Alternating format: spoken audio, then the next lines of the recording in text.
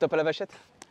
Salut les amis, je suis super content de vous retrouver aujourd'hui. Aujourd'hui, on retrouve Maxime et toute son équipe et ses partenaires. Alors Maxime, je ne sais pas si vous vous rappelez, on avait fait une vidéo avec lui sur les piscines. Et aujourd'hui, on est à Belle-Île avec une vue de dingue et une météo juste mortelle. Regardez ça. Il va nous présenter un projet qu'il a fait avec tout son staff sur la rénovation de piscine. Et justement, il va nous parler du métier de la rénovation parce que c'est bien particulier, sachant que la rénovation, ça peut passer juste du changement du liner et à beaucoup plus de travaux dans certains cas. Donc, on va le retrouver tout de suite et il va nous expliquer tout ça. Allez, c'est parti, je vous emmène. Donc, me voilà en présence de Maxime qui maintenant va nous présenter ce projet somptueux, magnifique, extraordinaire. Ouais. Et en plus, comme je disais dans l'intro, on est sur un projet de rénovation de piscine et il y a beaucoup de choses à dire. On a un petit peu évoqué tout à l'heure sur du structurel, sur les matériaux, sur plein de choses.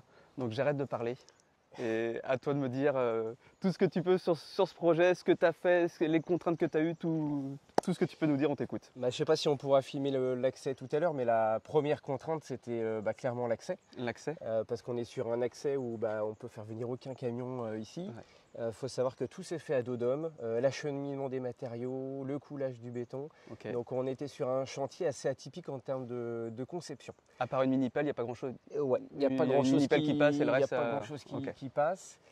Autre aspect un peu technique, c'est que là où on se trouve, on est sur un rocher. Et en fait, c'est l'ancienne piscine qui dessine en fait la falaise. D'accord. Donc ce qu'on voit ici, en fait, c'est le local technique qui est en dessous. Là, en dessous, il y a le local technique. En dessous, il y a le local technique. Et puis là, il y a la mer. Là, il y a une falaise qui fait 80 mètres. Ouais, quelque chose comme ça. Et il y a la mer. Donc le vrai enjeu de ce projet, techniquement, c'est que on est parti d'une piscine existante. La demande des clients, clairement, c'était de retrouver quelque chose de pratique, moins de volume d'eau, quelque chose de plus facile à vivre et de pouvoir mettre un système de sécurité. On était sur une piscine en forme un peu de banane courbe. Donc haricot, là, comme il y en a eu un petit peu comme il se faisait à l'époque, 2,70 m de profondeur. 2,70 m de profondeur? Ouais. Pour faire quoi? Je sais pas. Elle faisait 5 mètres par 14 ou 15. D'accord. Donc, ou 7 mètres. Enfin, c'était vraiment très grand. Donc l'enjeu technique, c'était de retrouver quelque chose de plus pratique, de garder des formes un petit peu vintage. C'est pour ça qu'on retrouve un peu les arrondis un peu partout. Sur la piscine, il y a très peu d'angles vifs. D'accord. Okay. Voilà. L'escalier, on est sur un format arrondi. On retrouve la piscine un peu arrondie. Les angles ici sont arrondis. On a même des détails au niveau du mur séparateur pour le volet où on est aussi sur de l'arrondi. Donc on est vraiment resté sur ce principe-là. C'était vraiment ce que cherchaient les clients. Donc ta mission sur cette piscine, tu t'es vraiment concentré uniquement sur la piscine ou sur ce qu'il y a autour aussi? Tout ce que tu vois ici, en fait, on l'a conçu avec différentes équipes. D'accord. Les piscines de Jade, en fait, on s'est occupé de la partie construction de piscine, toute la partie en fait mosaïque, le local technique qu'on pourra voir tout à l'heure. Et après, avec la société Les Jardins de Cathy, on a fait la conception de plan et en fait l'aménagement autour. D'accord. Les Jardins de Cathy, pour présenter brièvement? En fait, c'est ma société avec ma femme où nous on fait de la conception de plan et la maîtrise d'œuvre en paysage. D'accord. Alors, ce qui est très pratique sur des projets comme ça sur une île, c'est que en fait, ça a permis en fait de chapeauter l'ensemble du projet et de gérer en fait les chronologies et de chantier et de façage pour passer ce qu'il faut tout acheminer par bateau. Donc du coup, ça a permis en fait d'avoir une bonne coordination de l'ensemble. Pour les clients, il y a un côté confortable parce qu'ils ont un interlocuteur. Ils t'appellent toi et c'est toi qui... Alors là, c'était client et architecte, mais et maître d'œuvre. Mais ce qui était confortable pour eux, c'est qu'en fait, ils m'ont confié le projet en fait autour de la piscine. Et puis moi, j'étais autonome et c'est moi qui gérais. Au lieu d'avoir un gars pour la piscine, un gars pour la terrasse, un pour la maçonnerie, un pour la menuiserie s'il y a des travaux. Enfin voilà, là, c'est toi qui t'occupes de tout. Exactement. Et sur la conception et la réalisation. Alors après, moi, j'étais entouré il n'y a pas que les piscines de Jade. Moi, j'ai chapeauté pas mal d'entreprises. Nous, on était entouré de Sandra, donc qui nous a apporté le projet ici, qui est Piscine-Île. D'accord. Après, qui s'occupe des piscines, l'entretien souvent des piscines Sandra, sur l'île, c'est ça? C'est l'incontournable d'après ce que j'ai compris. Sandra, c'est l'incontournable de Belle-Île. C'est elle qui nous a apporté le projet, qui m'a dit voilà Maxime, j'arrive pas à trouver de piscinier pour pouvoir faire ça, est-ce que tu peux t'en occuper? Donc c'est elle qui nous a présenté le projet. Elle derrière, en fait, celle qui fait toute la partie entretien, dépannage sur l'île. D'accord, ok. Après, on a été accompagné par un copain à moi, Jonathan, qui nous a en fait accompagné sur l'ensemble du gros œuvre. D'accord. Parce que alors nous, on fait aussi du gros œuvre en interne, et ce type d'infrastructure, clairement, on n'a pas les hommes pour faire. D'accord. Donc du coup, c'est eux qui nous ont fait le gros œuvre et c'est eux aussi qui ont réalisé la terrasse. D'accord, ok. D'accord. Alors pour revenir, après on va aller voir aussi différents intervenants, on va aller interviewer un petit peu tout le monde pour qu'ils puissent partager leur expérience sur ce projet-là. Pour revenir au début du projet, est-ce qu'il y a des études de sol? Parce que c'est tellement particulier, comment ça, Alors on a fait pour faire l'accès, une- pour on a les fait- études, voilà, comment ça... Là où tu as raison, c'est qu'on a fait faire une étude de sol. Alors l'étude de sol, elle était plus sur une étude structurelle et du bassin actuel et de la falaise. D'accord, Et l'enjeu, c'était de savoir qu'est-ce qu'il faut faire pour éviter que on crée en fait un problème au niveau de la falaise et puis que demain, Oui. il faut éviter que ça s'éboule. on met beaucoup de poids, alors souvent le poids s'annule avec les murs qui poussent, Ouais. l'eau qui pousse, enfin, ça s'annule, mais là il y avait une contrainte un peu... Donc là, ce qu'on a fait, c'est que déjà, on a réduit la piscine. D'accord, On est passé à 2,70 m à 1,50 m. donc il y a un petit peu de Donc volume... il y a beaucoup de volume d'eau en moins. Donc du poids en moins, La piscine, maintenant, elle fait 4 par 13. d'accord. Donc on a réduit aussi la taille de la piscine. Et puis après, en fait, toute la partie terrasse, on est sur une pose sur structure alu pour D'accord. alléger en fait. Pour alléger, je vois on ouais. est sur plot, hein, c'est... Alors c'est pas sur plot. C'est pas sur plot, mais en tout cas c'est des joints, Ouais. c'est drainant, enfin l'eau passe à travers. L'avantage de la structure alu, c'est que c'est plus léger que de refaire une dalle béton. D'accord, Et en fait, quand tu marches dessus, tu vois, ça tombe pas comme sur des plots. d'accord. On oui. a vraiment l'impression d'être sur une dalle béton, c'est vraiment Ouais. confortable. Non, non, il n'y a aucune flexibilité là, on sent bien que si on fait pas attention que le joint est creux et qu'il y a pas, c'est pas rempli par un joint comme on peut voir en carrelage traditionnel, on pensait que c'est du carrelage tradi. Mm. Alors je vois qu'à l'intérieur du bassin, C'est du carrelage. c'est du carrelage, Oui. donc on a de la mosaïque, des petits carreaux qui Alors, font... donc là, le choix avec les clients s'est orienté sur la société Novo Ceram. Alors, on a voulu faire un choix extérieur et intérieur où ça soit le même carrelage. D'accord, ça se confond. Donc ça se confond. Ici, on est sur du carrelage 60-60 en fait en sol. D'accord, Donc ici, il fait à peine 1 cm. Et là, sur la terrasse, on est sur des formats un peu plus allongés. Et là, on D'accord. est sur du 60-90. d'accord, ok. C'est pas le même format. Posé à la main toujours. Toujours. Ici, on va retrouver alors là, c'était une contrainte liée à la forme. Sur toute la partie en fait mur, D'accord. on est sur des petits carreaux de Je vois. 5,5 Pour pouvoir faire ton pour arrondi. pouvoir faire l'arrondi. Ok. Les grands carreaux sont en céramique et les C'est carreaux, du tout, ouais. les petits carreaux C'est sont en de la céramique, céramique, ouais. aussi. D'accord. Et tu retrouves aussi, là ici, on a un volet qui est caché. Et tu retrouves en fait ici aussi le grès cérame, donc le même que la terrasse, pour D'accord. que ça soit plus esthétique. Et le volet, il est caché dessous. Alors, ce qui est très sympa, je crois que c'est la première fois que je le vois, c'est qu'on a une margelle de piscine. Je pense que c'était peut-être même pas des margelles d'ailleurs. Ça a été façonné à Guérande Ça a été façonné par quelqu'un qui s'appelle l'atelier du cérame et Mm. qui façonne les margelles de piscine. Ouais. Tout simplement parce que souvent les margelles, elles sont soit bombées ou il y a et là on est tout du même plan. Alors ça peut paraître pas grand chose, mais franchement ça fait une différence et ça fait un projet qui est vraiment esthétique, il n'y a rien qui dépasse. On a le petit quart de rond ici et puis aussi ici cette petite courbure qui est très sympa. Ouais. Et c'est vrai que le fait qu'elle soit pas en 3D avec un gros volume, la margelle est posée, Ça change tout, ouais.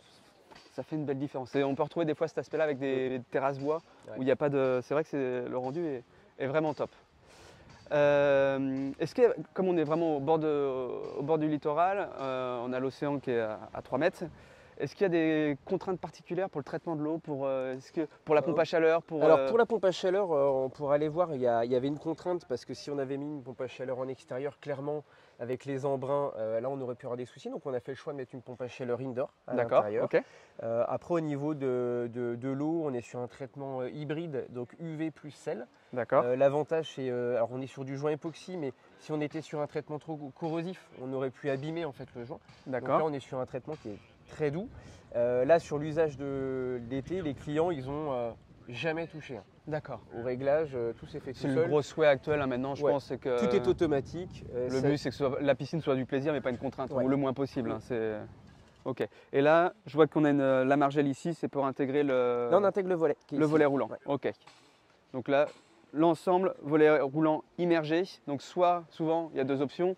Soit le volet qui est ici. Soit le volet est hors sol, soit il est immergé mais c'est une terrasse, donc il y a des caillebotis bois par exemple, ou soit là il est dans l'eau. Donc là notre fournisseur s'appelle APF et on est sur un volet pool diving. Et là on est sur un volet qui est vraiment immergé dans l'eau. Là on a à peu près 15 cm d'eau sur le volet. Donc là, pour boire un petit verre, on s'assoit là-dessus. En fait on recrée une banquette. Donc là il y a Ouais. des banquettes un peu partout. Oui, c'est ce que je vois en périphérie. Là, il y a une banquette qui Là, il y a vient une mourir banquette tout le long. tranquillement dans l'arrondi là. Là, il y a une banquette, tu as une belle vue mer sur la banquette. D'accord. Si tu en as esthétiquement, quand c'était en cours de... Ouais. Ça, je suis preneur parce que l'arrondi qui vient épouser, qui vient mourir tranquillement dans l'arrondi, c'est vraiment sympa. Ouais, c'est... Donc là, le volet roulant, immergé, couleur sable, c'est ce que je vois. Oui. Il est dans des tons, il reprend un peu les teintes de la terrasse. Il reprend les teintes de la terrasse, ouais. Ok. Donc là, on est sur un grès cérame qui entre le sable et le gris, quoi. D'accord, Donc, ok. on est un peu entre les deux. Mais Ok. le rendu, ouais, le rendu est vraiment exceptionnel, quoi. Ok. Après, le petit détail qu'on peut voir, c'est que les skimmers, en fait, on est sur des skimmers spécifiques, hein, des skimmers miroirs. D'accord. La particularité d'un skimmer miroir, c'est que ça rehausse la ligne d'eau. Ok, parce qu'autrement, le skimmer traditionnel avec le gros cache blanc, Tu as 10 cm de ligne d'eau. tu as 10 cm entre ta terrasse en Ouais. gros et ta ligne d'eau. Ouais, là, on a 5 cm de ligne d'eau. à peu Ça, c'est près. grâce à ta technologie de skimmer qui Ouais. sont à façonner, qui sont carrelés Alors, en plus. Et en plus, on les a carrelés pour que ça soit plus joli et qu'on cache en fait le skimmer. C'est le détail esthétique. Mais un skimmer, c'est pas très sexy. Non, souvent, c'est vrai que c'est gros, c'est blanc, c'est. Donc là, alors si on s'attarde au détail esthétique, tu as les projecteurs où on est sur des mini projecteurs. D'accord. Donc Oui, ils font la taille d'une buse. Donc parce qu'un projecteur, c'est pas très joli non plus. Ouais.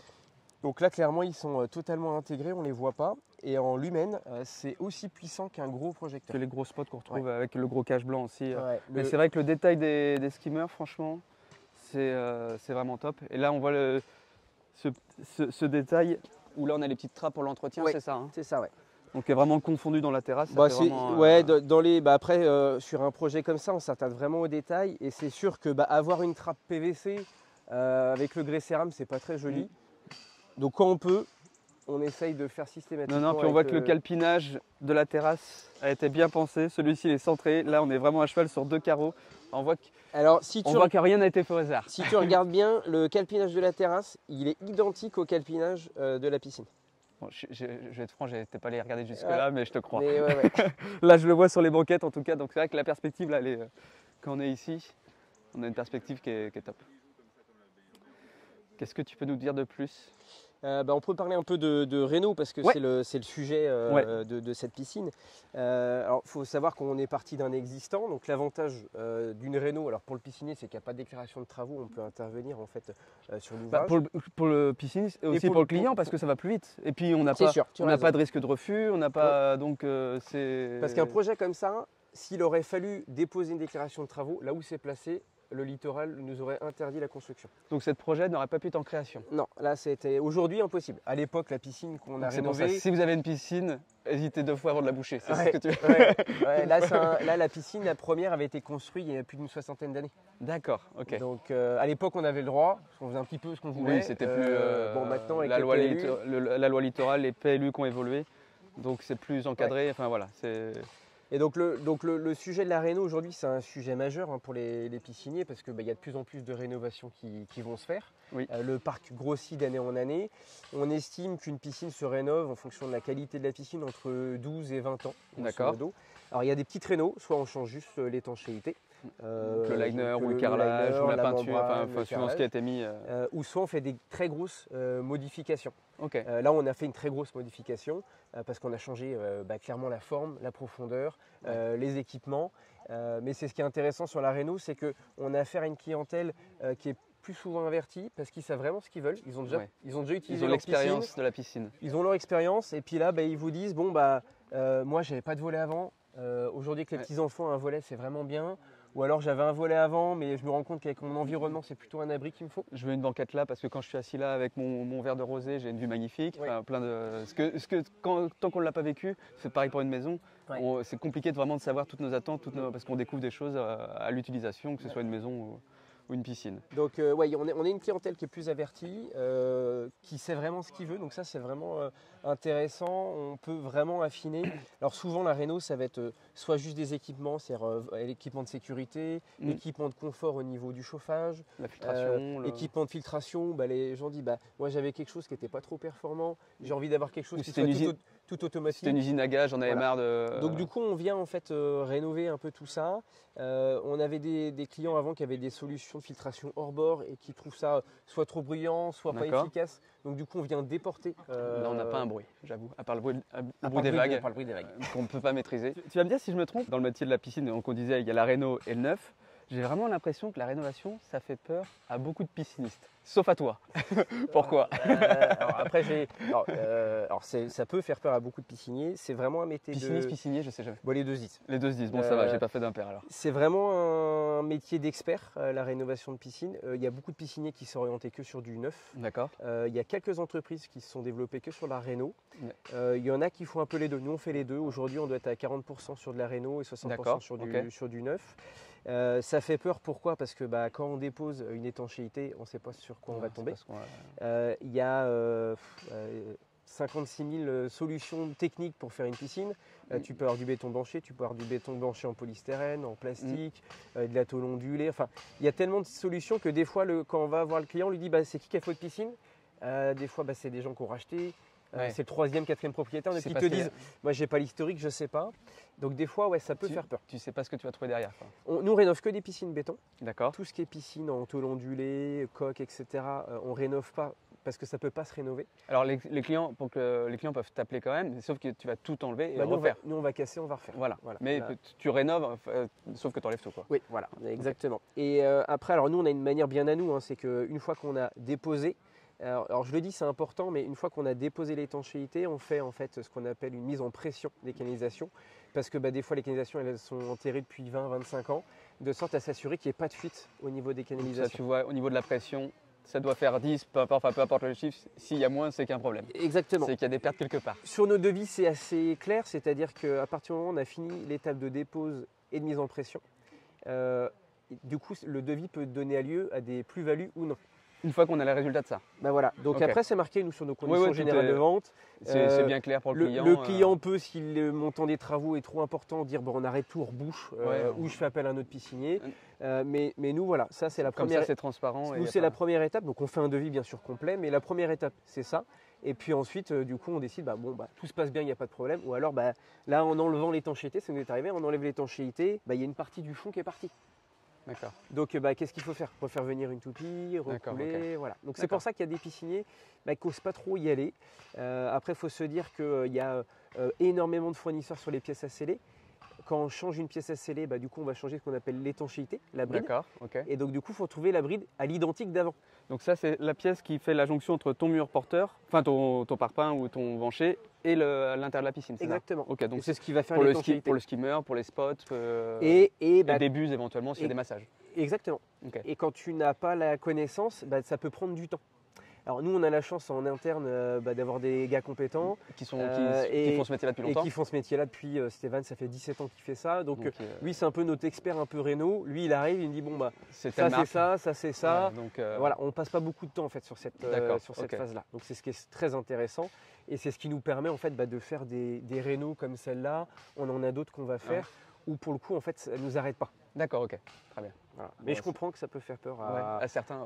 Parce que c'est moins fluide, parce que c'est vrai que le neuf, il n'y a pas, à part une fois qu'on a creusé, on peut avoir une surprise. Mais... Le neuf, la seule contrainte qu'on peut avoir et l'inconnu, c'est la nature du terrain. Oui. On peut tomber sur de la roche, sur un terrain qui n'est pas porteur. Sur une source Sur une source. Bon, peut-être pas 1,50 m ou 2 mètres. C'est les seules contraintes qu'on peut avoir. D'accord, ok. Sur de la réno, en fait, on peut avoir multiples contraintes. Des fois, on peut se dire on dépose l'étanchéité et c'est le mur qui vient avec. Nous, ça nous est arrivé sur des structures en polystyrène, pas pleines de béton, avec des cheminées de béton où en fait les racines étaient passées à travers. D'accord. Donc là, on se dit bon, qu'est-ce qu'on fait? Parce qu'un arbre a toujours tendance à aller chercher l'eau. Hein. Voilà. Donc c'est soit vers les canalisations, soit vers. Donc ça peut être compliqué parfois. Ça peut être compliqué. Ok, bon, ça marche. Est-ce que tu as quelque chose à rajouter pour Non, pas spécialement. Ce que je te propose, c'est qu'on aille voir on appelle qui en premier les fournisseurs. On appelle qui en premier On va appeler Thierry. Bon Thierry, il faut que tu nous expliques maintenant ce que tu as fait. Quelle a été ta mission toi sur ce projet et qu'est-ce que tu as fait sur cette rénovation? Alors, sur ce projet, là l'idée c'était de chauffer. L'idée de base c'était de pouvoir chauffer avec un élément de chauffage très discret. C'était la demande. Donc on a répondu à cette demande avec un modèle qui s'intègre dans une pièce. D'accord. C'est assez unique, hein. On est les seuls sur le marché à faire ce type de produit. Donc c'est une pompe à chaleur. C'est une pompe à chaleur qui est intégrée dans le local technique. dans une pièce fermée, cloisonnée. Ça pourrait être une buanderie. Ça pourrait être. Ça peut être une buanderie, ça peut être un local technique, ça peut être un garage de maison. Je ne savais même pas que ça existait. Dans une extension. Parce que pour ceux qui connaissent un petit peu moins, toutes les pompes à chaleur habituellement ont un gros souffleur, enfin un ventilateur. Un ventilateur. Donc c'est un élément de chauffage qu'on va, comme la PAC domestique, hein, qui est à l'extérieur, avec un ventilateur, avec des niveaux sonores qui peuvent être élevés. Pour le coup, avec les solutions invertères, on est avec des niveaux sonores qui sont complètement acceptables et peu bruyants. Et là, mais là, l'idée, c'était vraiment de rendre absolument invisible le système de chauffage. Oui, là, on n'a pas de verrues, entre guillemets, qui viennent ni sonores. Ni sonores et ni visuels. Ni visuels. Et là, on est à quelque chose près. On est au-dessus de ta pompe à chaleur. Exactement. Donc là, le local technique, la particularité, c'est qu'il est en dessous. Et du coup, on ira voir après, on a la pompe à chaleur qui se situe dans le local. Et même quand on est dans le local, franchement, il n'y a pas un bruit. Il n'y a pas un bruit, puisque... Pas de vibration. Oui, alors pas de vibration, pas de bruit. On est sur comme je le disais, sur une technologie inverter, donc avec de la vitesse variable sur le ventilateur qui permet de baisser au maximum les niveaux sonores. La piscine est chauffée à combien? Là, la piscine est chauffée à 28. D'accord. Fallait tenir compte aussi du positionnement de l'exposition de la piscine. On est quand même face mer, donc avec une exposition au vent. Oui. Donc là, il y a une puissance, il fallait déterminer aussi la puissance sur ce type de bassin. Donc tu vas adapter le matériel évidemment que tu vas installer, que ce soit en intérieur ou en extérieur, suivant le volume. C'est ça, en fonction du volume, en fonction de la température souhaitée. D'accord. Et en fonction de la période d'utilisation. Bon. Une période allongée ou pas. Ok. En général, c'est la période estivale, mais ça peut être aussi... on peut aussi, si on était amené à chauffer ce bassin toute l'année, on est en mesure de chauffer ce bassin toute l'année à 28 degrés avec un système de pompe à chaleur. Là, c'est assez puissant, même pour le 15 décembre, que ce soit 28. Alors peut-être pas. Là, c'est pour l'idée, c'est la période estivale. Mais s'il avait fallu répondre à une utilisation de chauffage piscine toute l'année, on sait faire. D'accord, ok. Est-ce que tu as quelque chose à nous rajouter ou mettre en avant quelque chose de ta société que les autres ne savent pas faire C'est Polytropique. Polytropique est un fabricant depuis 20 ans, marque française. D'accord. Et basé où? Basé à Lyon, avec un siège à Lyon. Et on est fabricant, c'est-à-dire qu'on conçoit nos propres produits de A à Z. Derrière cette production, on certifie également nos produits, ça c'est important. De certifier les niveaux sonores, d'avoir une certification sur les puissances également des machines. Et puis on a une gamme étendue en chauffage piscine, puisqu'on répond sur de la piscine privée, mais aussi sur de la piscine collective. Sur du collectif, ou là c'est du bassin de spa, sur de la cryothérapie. D'accord, ok. On peut répondre aussi sur la cryothérapie, c'est-à-dire des bassins froids, pour de la récupération musculaire, pour sortir d'un spa à hammam et se faire des bains frais. Voilà. Donc, ça c'est pour les grands motivés, ça. Exactement. et pour le coup, on répond à des typologies de chauffage. Vous savez chauffer l'eau ou la refroidir. Exactement. C'est le cœur du métier. D'accord. Ok. Bon, en tout cas, merci parce que, en toute franchise, je ne savais pas qu'une pompe à chaleur, on pouvait l'installer. En intérieur comme ça. Je ne savais pas que ce produit-là existait. Donc c'est vrai que dans certains cas, ça peut être très utile de savoir que ça existe. Et c'est pas la première en Bretagne, puisque dans des contextes, dans des belles situations, dans des panoramas assez typiques. Effectivement, c'est pas la première fois où là, la demande, elle est vraiment de cacher cette pompe à chaleur. D'accord, ok. Bon bah écoute, merci pour tout. De rien. Si tu n'as rien d'autre à nous rajouter, c'est bon, c'est parfait. Bon, nickel, je te remercie.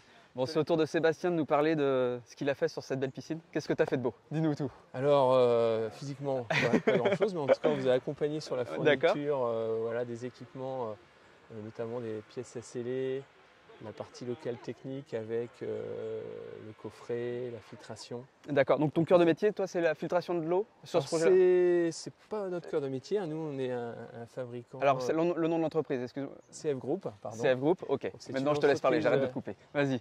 Une entreprise donc, européenne, familiale, détenue par une famille spécialisée dans l'activité de la piscine. D'accord. Et on est fabricant et distributeur un petit peu dans tous les univers de la piscine, c'est-à-dire qu'on peut vraiment quasiment tout fournir pour la réalisation de la piscine. Le traitement de l'eau, la protection. L'entretien ensuite. L'entretien. Exactement, la sécurité. Alors ça c'est un des cœurs de métier forts du groupe. Voilà, et donc aujourd'hui l'entreprise a, on va dire, trois grandes missions auxquelles elle est attachée. C'est d'accompagner les clients dans la réalisation de leurs rêves. La piscine, c'est quand même un très haut rêve. Le côté entretien, bien-être. Entretien facile. Bien-être, voilà. Et puis le dernier aspect, c'est la démarche RSE, donc être vigilant à l'empreinte voilà, que peut avoir notre activité. D'accord, voilà, ok. Donc toi sur cette mission, tu as fourni tout ce qui était pièces à sceller. Alors ce que tu appelles les pièces à sceller, c'est… Donc c'est tout ce qui va être intégré comme les skimmers, les refoulements qui vont être… Skimmers que je ne connaissais pas, donc comme on disait tout à l'heure, qui permettent d'avoir une ligne d'eau à 5 cm de la terrasse et puis à 10, et puis avoir ce gros boîtier blanc, pas toujours esthétique, voilà. On va pas se mentir. Donc la partie skimmer qui va permettre l'écrémage de la surface de l'eau. D'accord. La bombe de fond qui va aspirer plutôt tout ce qui est en fond de bassin. D'accord. Et puis le refoulement donc, qui va ramener dans le bassin l'eau qui a été traitée dans le local, traitée, filtrée. Qu'est-ce que tu peux nous dire d'autre sur ce projet-là? Alors déjà, une belle réalisation. Belle réalisation, je pense que là, on est tous d'accord. Avec un cadre quand même exceptionnel, voilà, donc c'est vrai que c'est toujours agréable. Pour avoir visité quelques belles maisons, je crois que celle-ci, elle va être dans le top 3 quand même. D'avoir participé à des projets tels que celui-là, j'imagine. Toujours un grand plaisir. Et c'est assez atypique effectivement dans la réalisation, parce que du coup, et ça c'est important je pense dans les années qui viennent, c'est un projet de rénovation. Oui, c'est ce qu'on disait. Ouais, voilà, c'est une part d'activité qui va grandir sur notre marché, puisqu'il y a un parc, c'est le deuxième parc de piscine au monde, la France. Et du coup, ouais, c'est un challenge, parce que du coup, on doit faire avec l'existant. Avec l'existant, donc ça amène un petit truc en plus. Voilà, en plus qu'il y a des accès un peu particuliers. Oui, d'après ce que j'ai compris, l'accès là, c'était tout… un vrai challenge. Un vrai challenge. Je mettrai une petite vidéo de l'accès là, par où on est passé en voiture. Aucune toupie passe, comme il disait, donc là c'était vraiment particulier. Oui, c'est très réussi en tout cas. Bon bah parfait. Bon bah écoute, merci à toi. Merci à vous. Et puis convié. à très vite. Et on a Xavier qui nous rejoint. Alors, qu'est-ce que tu as fait de beau sur ce beau projet? Qu'est-ce que tu veux nous dire? Alors APF, nous on a équipé la sécurité, donc le volet immergé. D'accord. Qu'on peut retrouver sous les dalles de terrasse. Qu'on retrouve ici. Voilà. C'est un volet en fosse. Donc l'avantage de ce produit-là, c'est très clairement un aspect esthétique. En fait, la sécurité ne se voit pas quand le bassin est ouvert. Il empiète très peu sur l'espace baigneur, ce qui prend grosso modo 80 cm, 1 mètre sur le bassin.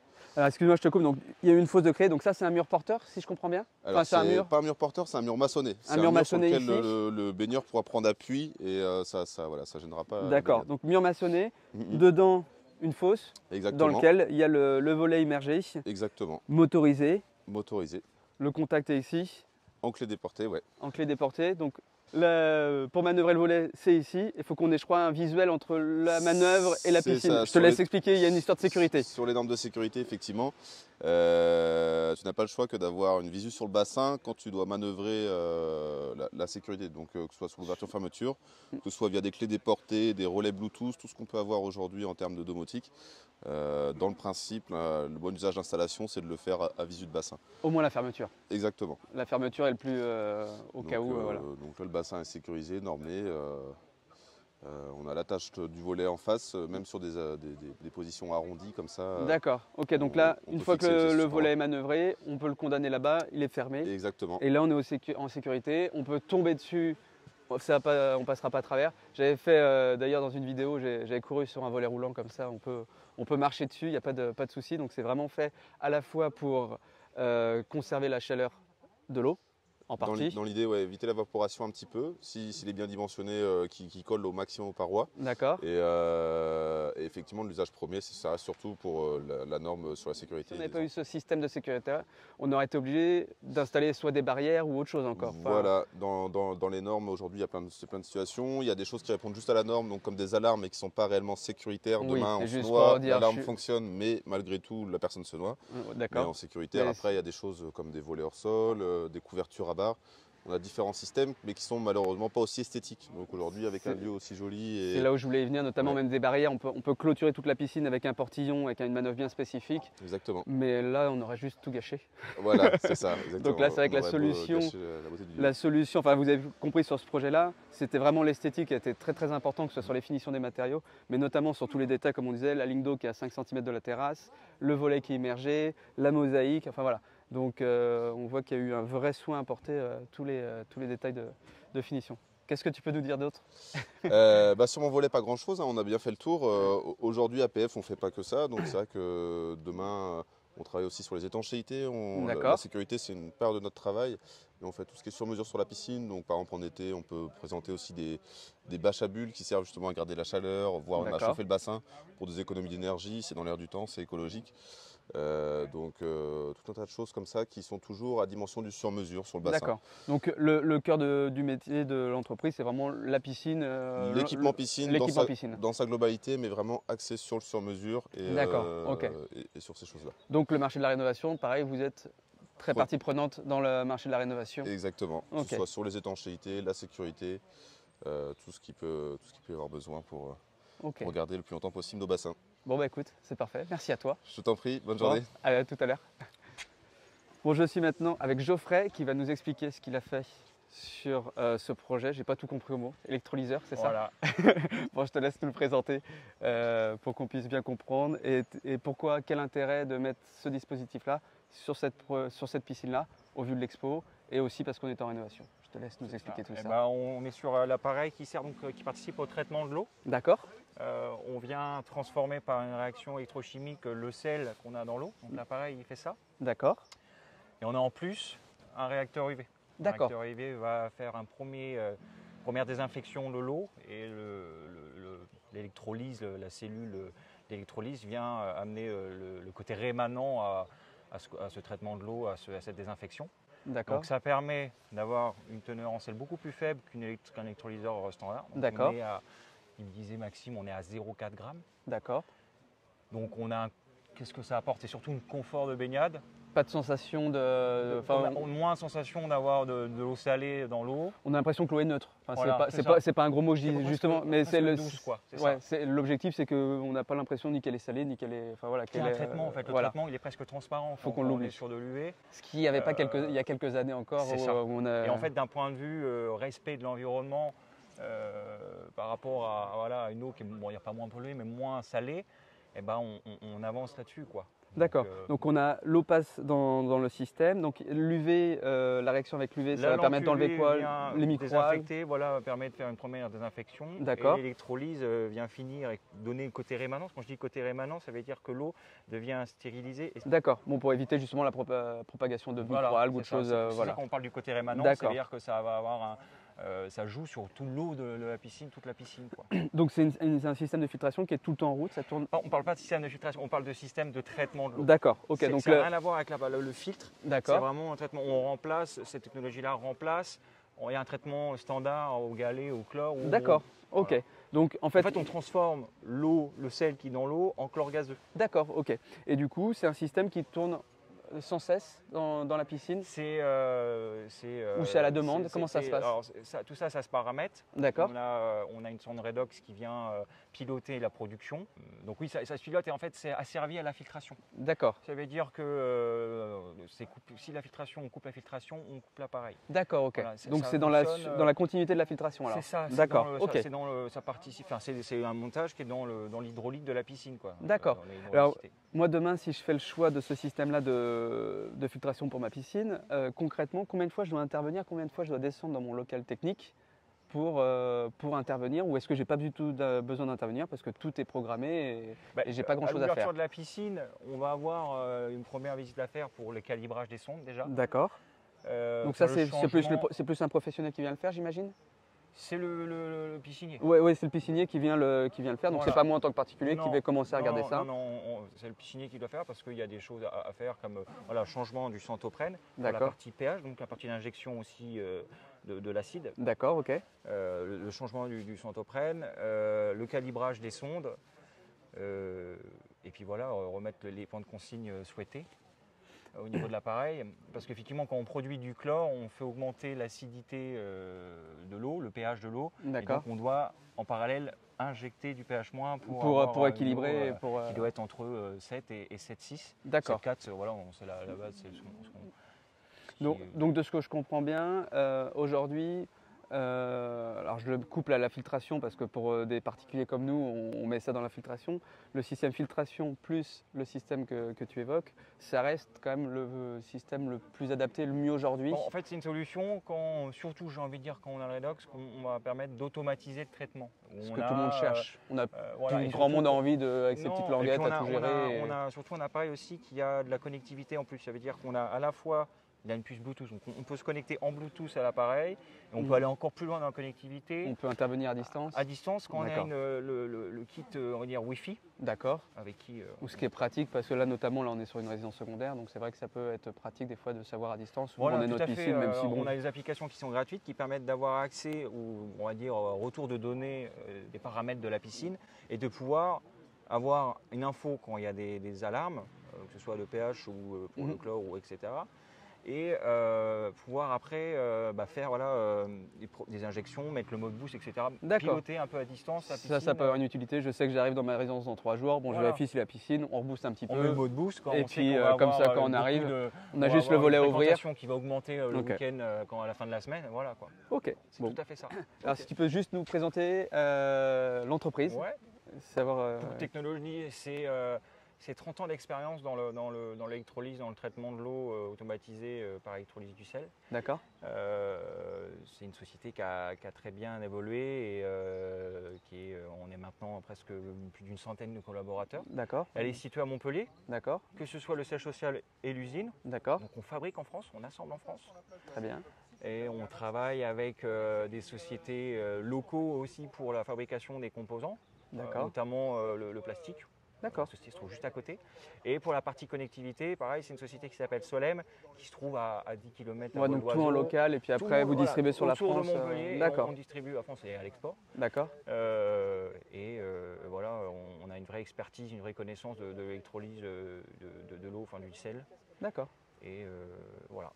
Écoute, merci à toi. À bientôt par là alors. Merci. Voilà les amis pour cette belle présentation à Belle-Île de cette rénovation de piscine. Merci à Maxime et tout son staff. Franchement, ils ont tous fait un travail de malade. Il a vraiment des partenaires qui sont au top.